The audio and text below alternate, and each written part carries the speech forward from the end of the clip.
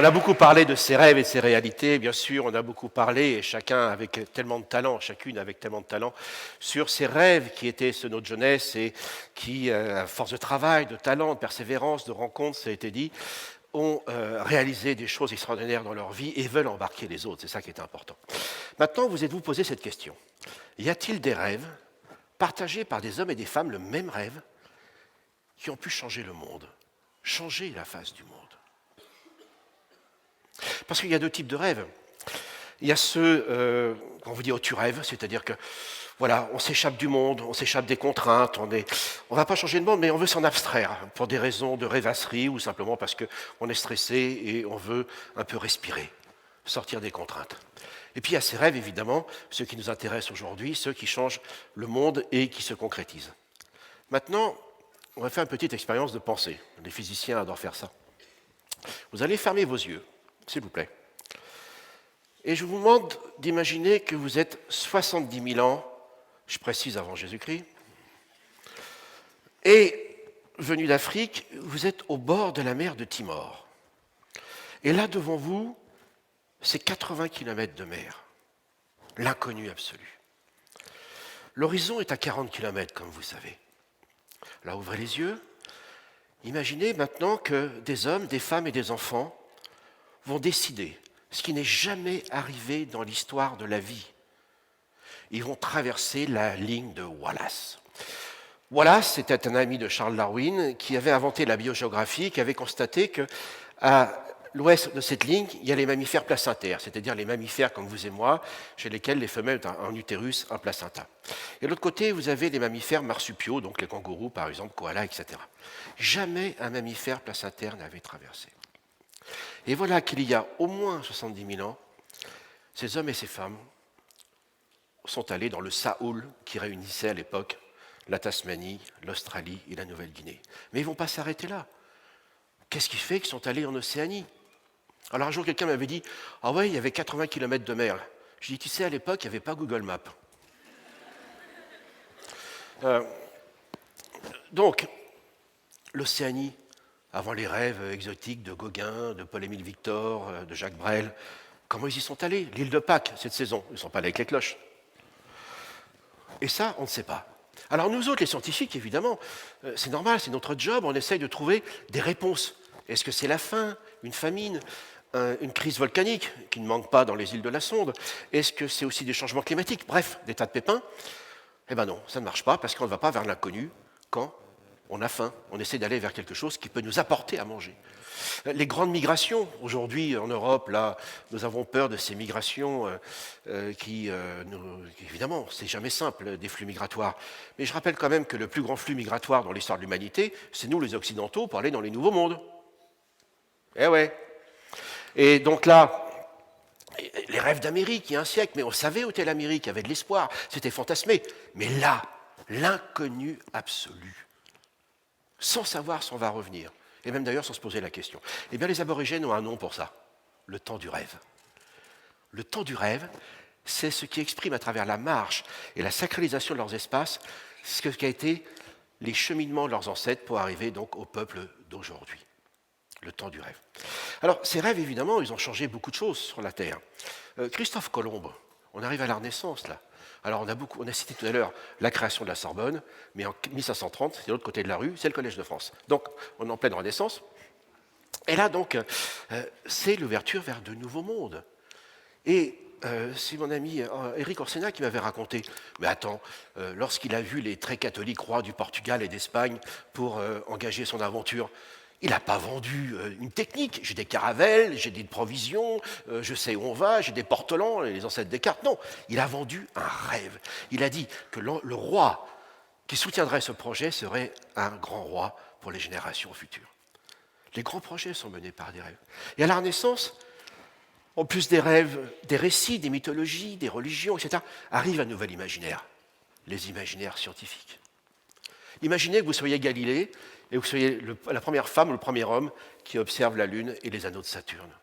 Vous retournez la lunette, c'est l'infiniment petit. Blaise Pascal, d'un seul coup, s'interroge, que sommes-nous, nous les humains, entre l'infiniment petit et l'infiniment grand? Donc les sciences aussi vont ouvrir les champs du rêve. Alors, derrière cela, on conçoit bien qu'on ait des rêves qui nous portent au-delà de l'horizon.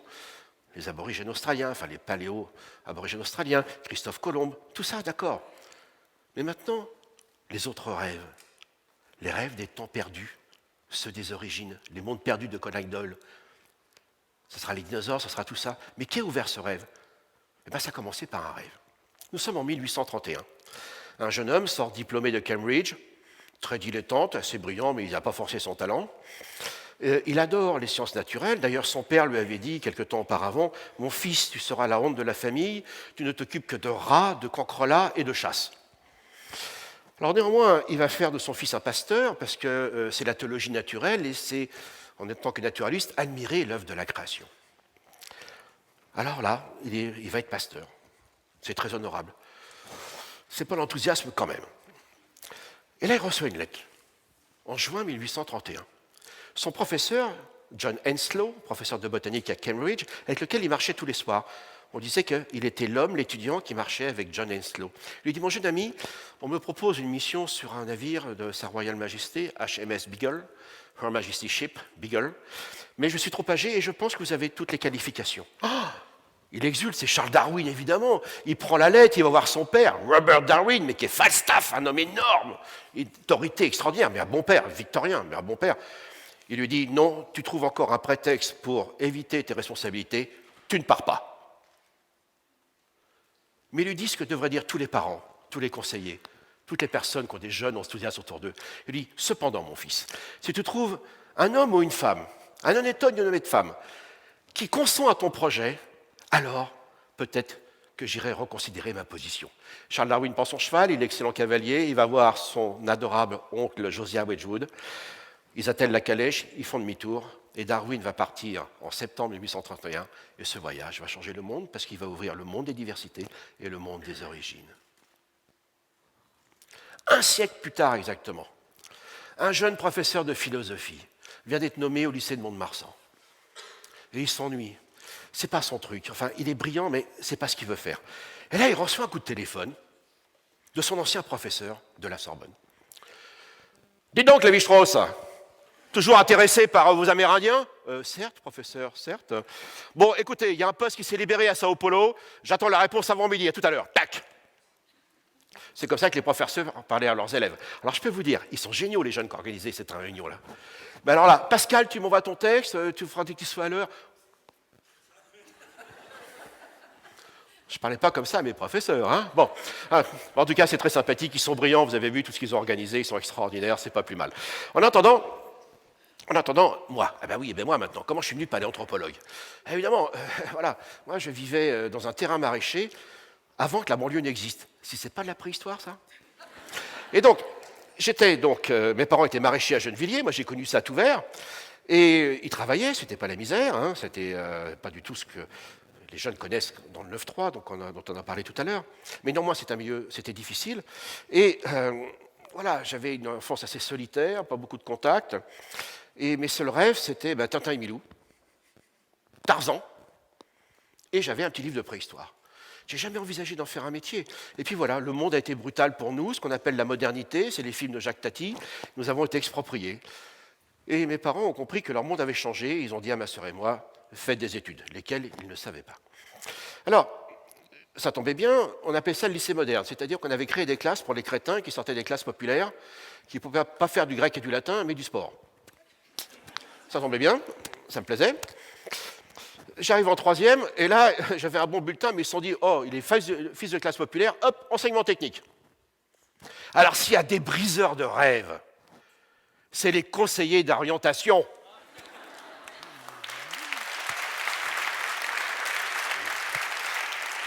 Donc, là, je règle mes comptes, hein, je peux vous dire. Donc, je vais au lycée, ça se passe bien. Je vais en physique théorique, métier sérieux, parce que c'était repérable. Physicien, médecin, ça c'est repérable.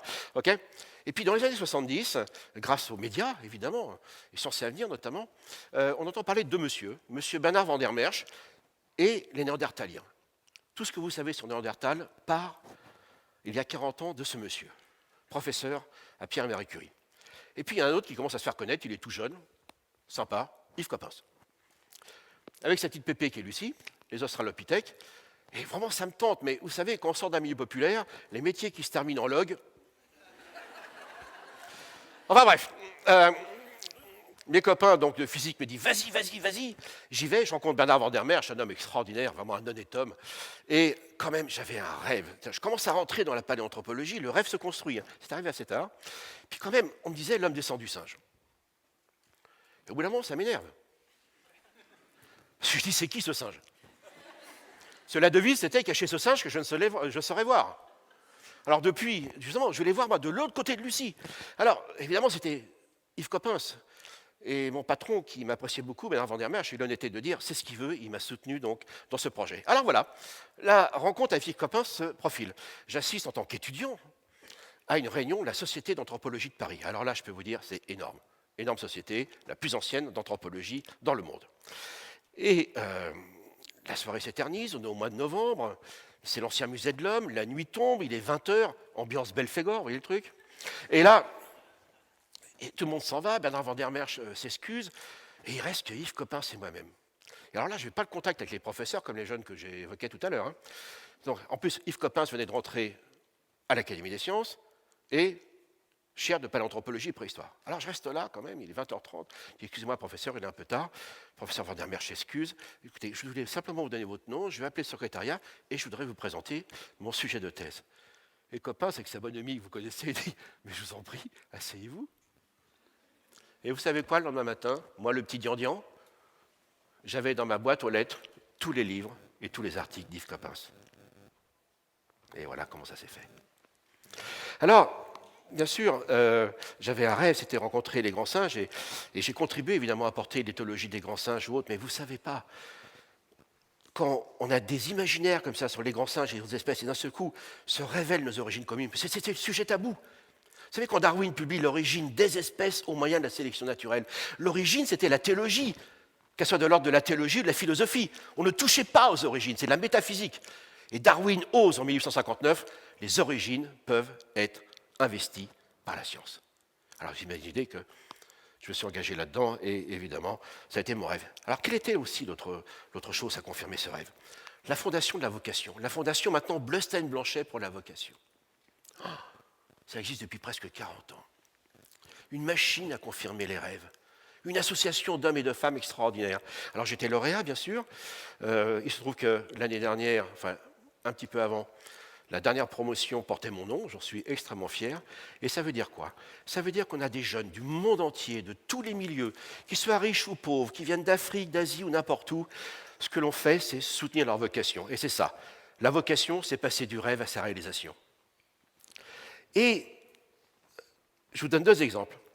Une jeune femme allait dans les plaines de Pologne, dans un village très pauvre, et avait été anthropologue et étudié les Amérindiens, comme Claude Lévi-Strauss.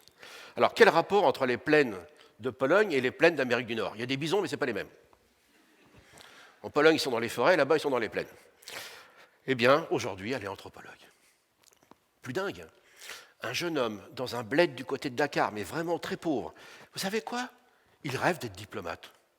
Alors, même dans ce quartier, c'est pas gagné. Hein. Il rêve d'être diplomate. Et vous savez quoi, les diplomates? Eh bien, depuis 40 ans presque, mesdames et messieurs, 4000 lauréates et lauréats, il n'y en a pas un qui a échoué dans sa vocation. Aviateur, pianiste, luthiste, escrimeur, etc. Et il ne faut pas grand-chose pour aider les gens à réaliser leurs rêves, quelles que soient leurs conditions. On parlait du 9-3 tout à l'heure avec Hugo.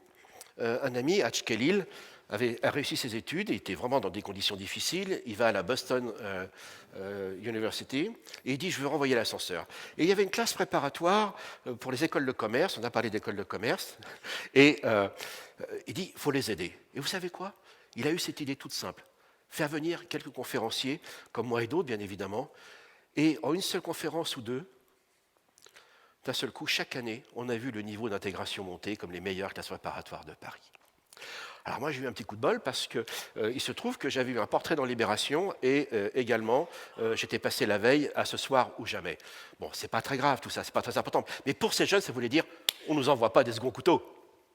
Et vous savez quoi? Juste avant de venir, hier, j'ai reçu un mail d'une jeune femme qui me dit « Écoutez, j'ai assisté à l'une de vos conférences et elle m'a dit « C'est grâce à vous et vos amis que j'ai pu faire ce métier. » 2 heures par an. C'est tout. C'est quand même incroyable, ça. Alors moi, je suis fâché sur ces briseurs de rêves qui disent c'est pas pour toi, non, tu rêves, non, t'es pas assez riche. Ça, bien sûr que tout le monde ne part pas avec les mêmes chances, mais tout le monde a des rêves. Tout le monde a des rêves. Et ça, évidemment, c'est ça qu'il faut essayer de mettre en place. Alors maintenant, quels seront les rêves pour l'immédiat de demain?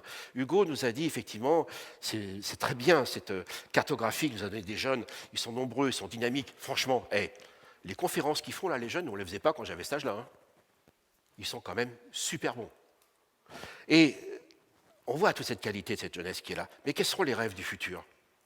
Eh oui, Hugo a raison, pour la première fois depuis 2 siècles, depuis les Lumières, ensuite l'idée de progrès, et ensuite les 30 Glorieuses avec les baby-boomers, cette génération qui a eu une évolution comme jamais dans l'histoire de l'humanité, qui a aussi beaucoup travaillé, mais qui a fait aussi des bêtises. Eh bien, aujourd'hui, on a l'impression qu'il n'y a plus de projet, de rêve pour demain. Les grandes idéologies ne sont plus là. Alors, comment construire ce monde de demain? Il est clair que les transhumanistes essayent d'apporter des solutions, mais franchement, ce n'est pas très excitant. Ça, c'est les rêves californiens. La science-fiction, ce n'est pas gai non plus. C'est très dystopique. C'est-à-dire que toutes les villes ou les situations du futur que l'on voit dans les films de science-fiction sont incroyablement sinistres. Il n'y a pas de nature, c'est sombre, c'est des mégalopoles, comme dans Blade Runner. Et tout ça n'est pas très gai. Alors, est-ce qu'on aura des machines qui nous fabriqueront des rêves? Oui, ça va être fait. Mais ce n'est pas vos rêves. Comme dans le film, comment il s'appelle, Ghost in the Shell. C'est-à-dire, vos rêves, ce sont les vôtres, ceux de votre jeunesse, votre orthogénèse, ceux que vous avez construits, comme le dirait mon ami Boris Cyrulnik. Alors, comme dans ce film Blade Runner, vous savez, c'est inspiré d'un titre génial de Philippe K. Dick qui s'appelle « Est-ce que les androïdes vont rêver de moutons électriques ?» C'est absolument génial. Parce que le rêve du héros, c'est d'avoir un vrai mouton. C'est-à-dire, qu'est-ce qu'une société qui sera complètement déconnectée de toute forme de nature, etc. Eh bien, oui, merci tout à l'heure, vous l'avez dit, je m'intéresse aussi au monde qui change et au monde qui vient. Et comme j'étais physicien, tout ce qui touche à l'intelligence artificielle m'intéresse beaucoup. Et voilà. Ma fille est là, j'ai des petits-enfants, et je n'ai pas envie de lâcher le morceau comme ça. Mais mes rêves, ce ne sera pas les leurs. Est-ce que j'étais un bon père ou pas? Je ne sais pas, on verra. Mais en attendant, je vois quelque chose qui arrive aujourd'hui. Elon Musk nous promet Mars. Oui, mais ce n'est pas tout le monde qui va y aller. Et puis franchement, qu'est-ce qu'on va s'emmerder là-haut? L'autre chose est, en effet, qu'est-ce qu'il nous reste à découvrir sur cette Terre? Les aborigènes ont découvert un nouveau continent, les Amérindiens aussi à leur manière, ça navigue depuis 100 000 ans. Et au mot des hommes, l'espèce humaine, les espèces humaines sont très particulières. Elles ont une bipédie, on ne court pas vite, mais une endurance comme aucune espèce ne peut avoir. Aucune espèce, même un cheval bien entraîné, ne peut pas nous tenir sur 2 ou 3 jours. Bon, entraînez-vous un peu, et puis choisissez le bon cheval aussi, mais nous avons une endurance quand même assez exceptionnelle. Et puis nous avons ce cerveau haut perché, là. Et nous avons cette vue. Ça, les philosophes l'ont bien vu, bien évidemment, les anthropologues, bien évidemment. Eh bien, aujourd'hui, il y a tout un continent à explorer, celui des intelligences. Les intelligences des animaux, leur diversité, les intelligences de la nature. Et aujourd'hui, ce qu'on appelle le machine learning et le deep learning, qui sont ce qu'on appelle la nouvelle intelligence artificielle, ce qui n'est pas tout à fait vrai d'ailleurs, mais qu'importe, nous permettent d'explorer ce nouveau monde. Nous allons rentrer dans un monde des intelligences, ce que j'appelle l'anthropologie des intelligences. Nous allons pouvoir communiquer, évidemment, avec des animaux d'une manière beaucoup plus intelligente, mais également aidés par les intelligences artificielles. Et être intelligent, c'est quoi? On appelle ça, chez nous, les anthropologues, pour les singes, notamment le cerveau social. Être intelligent à rêver, c'est le contact avec les autres. C'est ça qui est essentiel. Et donc, n'ayez pas peur des machines. Et attention, ne sombrons pas dans ce que j'appelle le syndrome de la planète des singes. Ça, ce n'est pas dans les films. Justement, il faut revenir à la littérature, à Pierre Boulle. Les rêves, c'est quoi? C'est les mots, c'est les textes, c'est les livres. Comme disait mon ami Cyrulnik à la grande librairie, il est dommage qu'aujourd'hui le monde se scinde entre ceux qui lisent et qui construisent leur imaginaire sur des textes et ceux et celles qui malheureusement ne lisent plus. C'est ça qui fait que nous sommes des homos qui peuvent se projeter dans l'avenir. Et alors, dans ce monde qui vient avec ses imaginaires, quel est le danger du syndrome de la planète des singes? Eh bien, on le découvre dans le chapitre 7 du livre de Pierre Boulle, où là, notre héros humain qui parle, parce que tout est sur le langage dans la planète des singes. Si on parle, on est humain ou singe, ou l'inverse. Et là, ils ont chopé une femme et ils extraient son disque dur, une espèce de psychanalyse hypnotique. Et elle dit ceci: oh, tout allait bien sur la planète Sora. Nous avions des machines qui produisaient les biens nécessaires et nous avions les grands singes domestiqués qui pourvoyaient aux services les plus attentifs autour de nous. Mais au fil du temps, nous avons cessé d'être actifs physiquement et intellectuellement. Même les vices enfantins ne nous intéressaient plus. Et pendant ce temps, ils nous observaient. Le danger ne viendra pas des machines, ce n'est pas Terminator. Le danger viendra du fait que, par confort, par lassitude, par fainéantise, nous cessons d'être actifs physiquement et intellectuellement. Alors je terminerai par un auteur que j'aime beaucoup qui s'appelle Bruce Chatwin, ces grands auteurs anglo-saxons, marcheurs et écrivains géniaux, explorateurs, qui a écrit un très beau livre qui s'appelle Le Chant des pistes. Et il se pose cette question: mais au fait, à quoi sert un gros cerveau? Et il répond: pour marcher en chantant dans le désert. Et moi je dirais autre chose. À quoi sert notre bipédie extraordinaire, notre gros cerveau et nos rêves? Eh bien c'est justement à continuer l'aventure d'Homo sapiens. Marchez avec vos rêves.